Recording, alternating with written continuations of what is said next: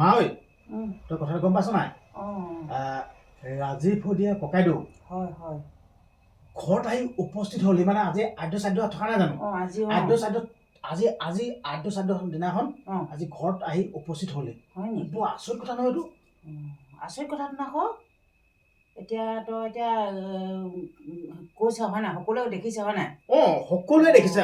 আপোনালোকেও হয়তো আচৰিত খাইছে নহয়নে বাৰু মই আচৰিত খাইছো ৰাজীৱ শদিয়া ককাইদেউ আজি আদ্য চাদ্য আছে আৰু আদ্য চাদ্য দিনাখন আজি আহি উপস্থিত হৈছেহি ৰাজীৱ শদিয়া ককাইদেউ হয় নেকি বৰ ডাঙৰ কথা দেই সঁচাকে বহুত আশা ভৰসা আছে মানে খেল এনেকুৱা নেকি বাৰু এতিয়া ৰবি দেই এতিয়া মানুহ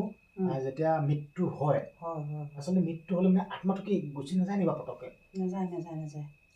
আত্মাটো গুচি নাযায় আত্মাটো গুচি নাযায় মানে কাম কিবা কৰি কাম কাজ কেইটা কৰিলেহে গুচি যায় আচ্ছা মানে এনেকুৱা মানে ধৰি লওক আমি যোনখিনি নিয়ম কৰোঁ বা আমাৰ নিয়মখিনিৰ কথা কৈছোঁ বেলেগৰ কথা ক'ব যোৱা নাই বাৰু আমাৰ ইয়াত যদি মানুহ এজন মৃত্যু হয় আৰু মৃত্যু হ'লে মানে সেই মানুহজনৰ কিছুমান কৰ্ম থাকে ধৰি লওক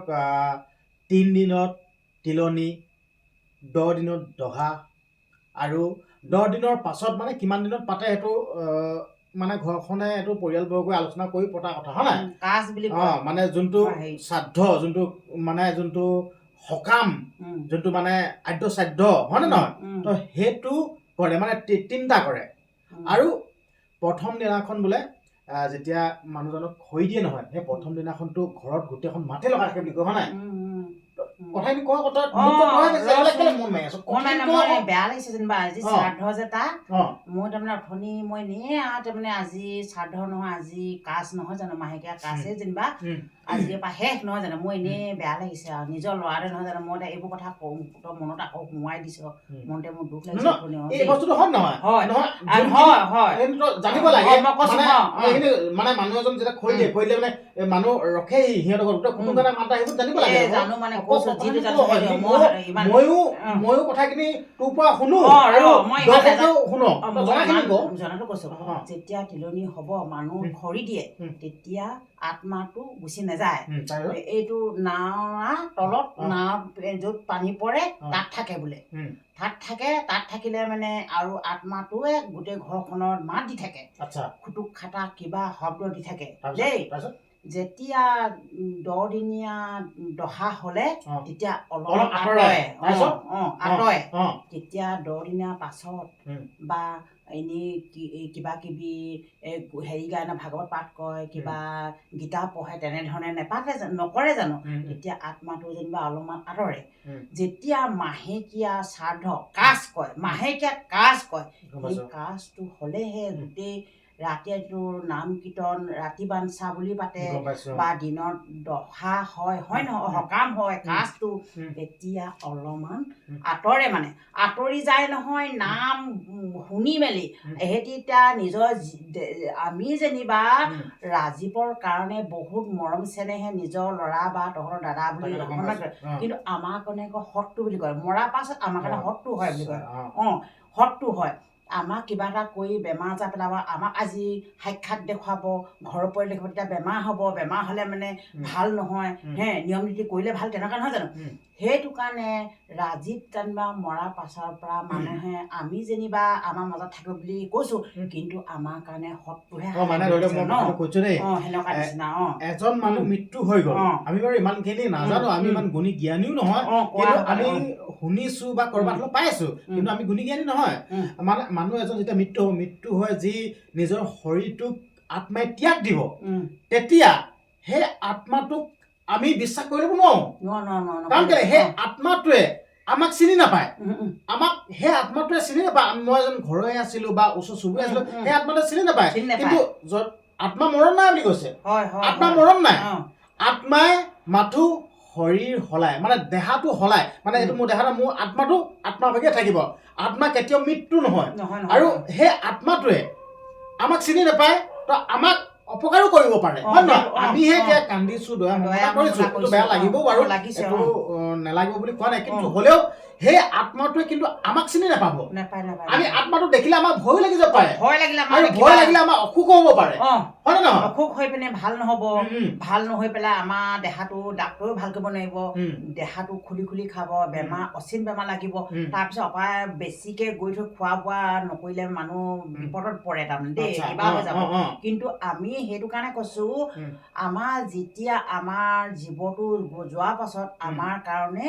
কিন্তু আমি কিন্তু অসমবাসী ৰাইজে তাৰমানে ৰাজীৱ নিজৰ পুত্ৰৰ দৰে আমি বহুত মৰম চেনেহে বুকুত বান্ধি লৈছে আমি তাৰ এই স্মৃতিটো আমাৰ বুকুতে থাকিব কিন্তু আমি যদি পতককে দেখি পাওঁ তাৰ আমাক কিছুমান ভয় খাব পাৰে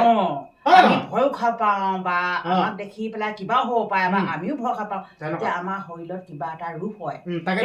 অচিন বেমাৰ কয় সেই ৰূপটো অচিন বেমাৰ কয় মানে কোনো ভাল কৰিব নাই এতিয়া এনেকুৱা ধৰণৰ দেই এতিয়া কৰবাত হঠাৎ আকস্মিক দুৰ্ঘটনা হৈ মানুহ মৃত্যু মুখত পৰে সেই ঠাইডোখৰত কয় নহয় আত্মাই মাত দিয়ে ভয় খাই ৰাতি যাবলৈ ভয় কৰে হয় নহয় সত্য নহয় জানো এতিয়া চা আমি যদি এইফালে ৰাজীৱ শদিয়া য'ত সেই শ্মশানটো বা আছে মহিশালীটো বুলি কৈছে আমি মানে সেইফালে শব্দবিলাক মানে বহি কওঁতে আচলতে যোনটো শব্দ ব্যৱহাৰ কৰিলে শুৱলা লাগে যোনটো শব্দ ব্যৱহাৰ কৰিলে মানুহে শুনি ভাল পায় সেই শব্দটো আমি ক'ব নাজানিব পাৰিছো কিন্তু আমি ডাইৰেক্ট খাংখাচকে আমি যোনটো শব্দ কওঁ সেই শব্দটো কৈ দিছো কিন্তু বেয়া নাপাব তাৰমানে সেই শ্মশানত গৈ পেলাই যদি একদম এনেকে যদি গাড়ী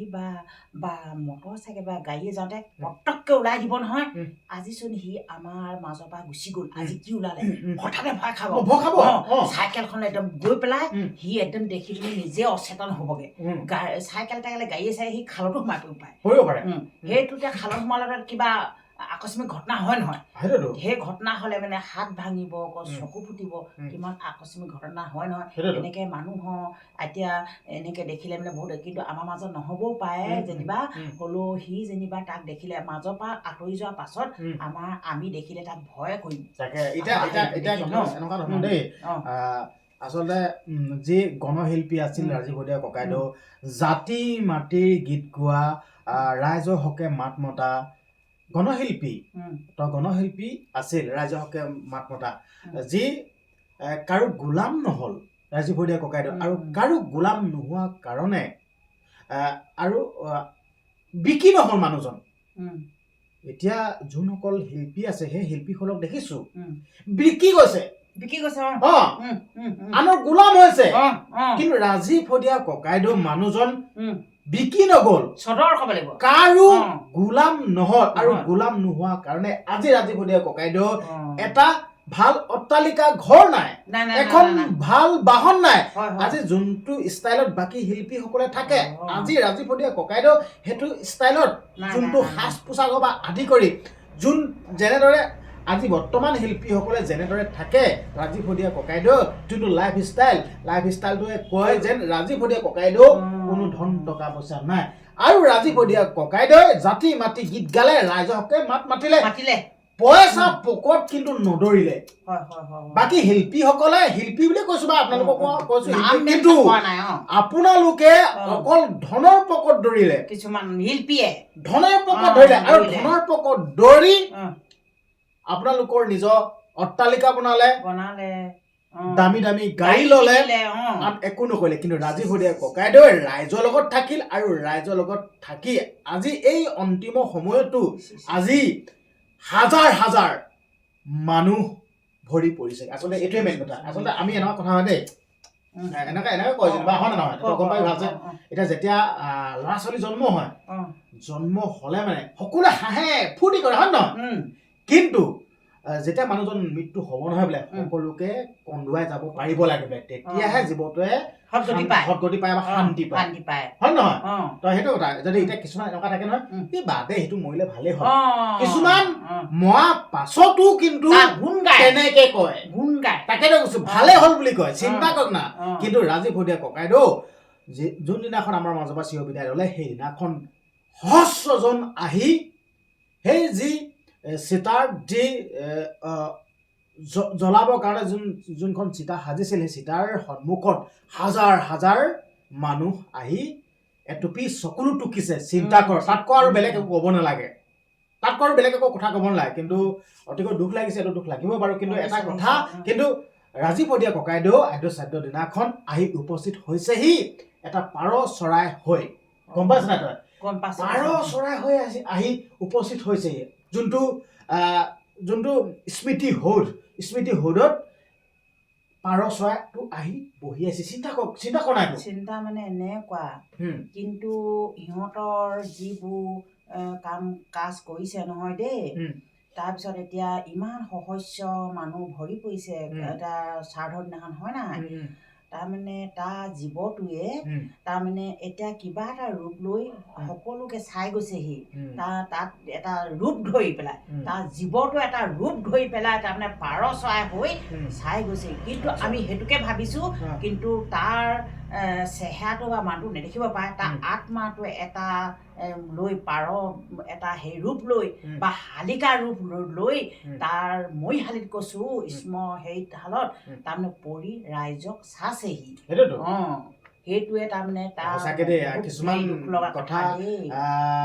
মানিলে ধাম নামানিলে পতা বুলি কৈছেতো সেইকাৰণে আমি মানিছোঁ আচলতে মানে বহুত বেয়াও লাগি আছে কিন্তু আজিৰ পৰা মানে ৰাজীৱ শদিয়া ককাইদেউ যি আত্মা সদ্গতি কামনা পাব লাগে আৰু আমাৰ মাজতো সদায় জীৱিত থাকিব আচলতে আমি ৰাজীৱ শদিয়া ককাইদেউৰ ঘৰলৈ যাবও লাগিছিল কিন্তু প্ৰথম দিনাখনৰ পৰা আজি যাব পৰা নাই কাৰণ কেলে আমাৰ আৰ্থিকটো ইমান টনকিয়াল নহয় আমি মাথো দুবেলা দুমুঠি ভাতকেইটা খাই আমি জীয়াইহে আছোঁ আৰ্থিকটো ইমান ভাল নহয় আৰু শদিয়ালৈ যাবলৈ হ'লে বাট কৰি পাই বহুতো অৰ্থ প্ৰয়োজন হয় আমি মানে আৰ্থিকভাৱে মানে অৰ্থ আমাৰ ইমান টনকিয়াল নহয় আমি সেইকাৰণে যাব নোৱাৰিলোঁ এইটো নিজে দুখ অনুভৱ কৰিছোঁ কিন্তু হ'লেও ৰাজীৱ দাৰ আদ্য শ্ৰাদ্ধ দিনাখনে যি ভগৱন্তৰ ওচৰত প্ৰাৰ্থনা কৰিছোঁ যে ৰাজীৱ দা আত্মাৰ সদ্গতি কামনা কৰি ভগৱানৰ ওচৰত প্ৰাৰ্থনা জনাইছোঁ য'তে নাথাকক কিয় ৰাজীৱ দা কুশলে শান্তিয়ে থাকিব লাগে তাৰে কামনা কৰিছোঁ আৰু আপোনালোককো এটা অনুৰোধ কৰিছোঁ ৰাজীৱ দাৰ কাৰণে এটা সুন্দৰ মন্তব্য দিব আত্মাৰ সদ্গতি কামনাৰ কাৰণে ৰাজীৱ দা অমৰ হওক যাতে ৰাজীৱ দাৰ যোনসমূহ গীত মাত আছে আমি সকলোতো গুণগুণাই থাকিব লাগে বা আৰু ৰাজীৱ দাৰ যি ফটোখনটো পৰাপক্ষত সকলো ঘৰতে থাকিব লাগে কাৰণ কেলে আমাৰ মাজত গণশিল্পী বুলি ক'বলৈ গ'লে বহু কেইজন নাইতো আঙুলি মূৰত গণিব পৰাকৈ কেইজনমানহে আছে সেইকাৰণে অনুৰোধ কৰিছোঁ এনে শিল্পীসকলক আমি জীয়াই ৰাখিব লাগে তো ইমানখিনি আছিল ভিডিঅ'টো আচলতে